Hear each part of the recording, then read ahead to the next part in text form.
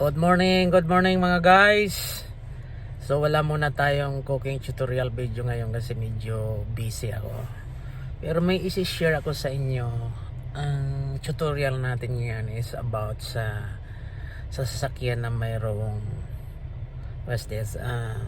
automatic transmission. So ito address ito sa mga bagong driver at saka doon na rin sa mga hindi pa nakakaalam kung paano pangalagaan yung transmission ng sasakyan natin na automatic yung automatic na sasakyan. So let's go, titingnan nyo ako kung paano. So assuming tayo na galing tayo tumakbo at magpaparada tayo. So ayan guys, assuming na galing tayo sa biyahe. So magpaparada tayo assuming. So andyan nakikita nyo naka drive mode pa tayo. Nandyan makikita nyo sa dashboard. So ngayon sa mga bagong driver kasi minsan yung ganyan naka-drive mode sila, ito naka-drive mode pa yan. Yung mga ibang modelong sasakyan may handbrake dito para sa pagparking. So inaangat kaagad nyo para magparking. So medyo may counting mali dyan, masisira kaagad ang transmission natin.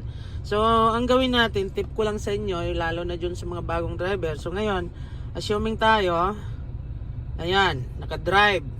So paparada tayo. So ang purpose natin pag-apply ng handbrake.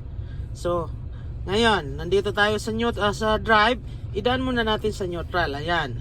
Naka-neutral mode na siya, makikita rin natin sa dashboard. So saka natin ipapark natin, ipunta sa park. Yan. Pero may isang guys, doon, ayun ang paa ko. Tingnan nyo. Huwag nyong alisin yung paa nyo sa preno para mapangalagaan talaga yung transmission natin. Kasi pag i-directa nyo yan papunta rito sa parking mode, dito sa parking mode na yan, dadaan pa tayo ng R itong R reverse So kaunti may movement yung sasakyan natin, magmo-move siya. Yeah. So ang tendency natin, yung transmission natin, baka posible masira kaagad yung mga gear natin sa ilalim. So dahil itong sasakyan na to medyo yung iba kasi handbrake dito ginaganon lang, inaangat. Ito iba na to kasi 2019 model na to. Ito na lang ang pinaka handbrake niya. Ito kinakalabit lang ito pataas. So kung maalala nyo yung Montero noon, yun ang problema ng Montero noon human error yun kasi ganito, galing dyan sa neutral, pupunta siya dito sa park, dito. So dadaan siya ng R, kaya umaatras ng yung parang nagwa-wild yung makina. Montero yun, human error yun. So ganitong gawin natin. So yan, ito na natin ang park. Yan, kasi para sa parking ito ayan. So ayun, pumula na doon sa dashboard natin. So it means nakapark na yan. Kung alisin natin yan, mawawala yan. So ito, kakalabitin ko na naman dito. Yan, iilaw yan doon. So it means nakapark na tayo.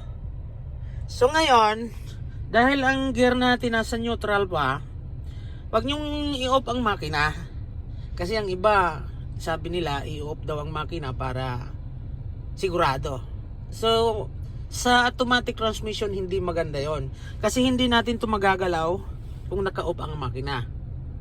Sa mga manual okay lang, kasi pag pinatay mong makina, apakan mo lang yung clutch, pwede mo na itong galaw-galawin yung cambio. So dito sa automatic transmission, hindi mo ito magagalaw pag patay ang makina. So ngayon, pupunta tayo dito sa park. Yan, ito naka-handbrake na tayo. Yan na, nakailaw na, naka-handbrake na tayo. So pupunta tayo dito sa park. So may dadaanan tayong gear na reverse yan So ang gawin natin, wag natin alisin yung paa natin doon sa preno. Yan preno doon. Wag natin alisin yon. Yan, apakan pa rin natin kasi ang iniiwasan natin dito pagdaan natin sa R, kasi may movement yan gaganong-ganon. So tingnan mo, yan di ba naka-R? So pupunta tayo doon sa park. Iyan. So ayun na. Nakapark na siya doon. makikita mo sa dashboard. Saka mo ngayon i-turn off saka mo ngayon bitawan yung preno mo. Bitawan mo na, okay na. Pwede mo na siyang i-off ang makina. Kasi pag hindi yan nakapunta sa park mode, ang gear natin, hindi yan totally mamamatay ang makina. So, yun lang mga guys, tips sa ngayon. Sana nakatulong ito sa mga bagong driver at doon na rin sa mga matagal nang nagmamaneho ng automatic transmission na sasakyan. Baka i-share na rin nyo sa mga kaibigan nyo yung mga bagong teknikong paano magparada ng mapapangalagaan yung transmission natin. Bye for now! Like and share! At kung nagustuhan nyo yung video na to, paki-subscribe naman at makatulong na rin sa akin. Salamat!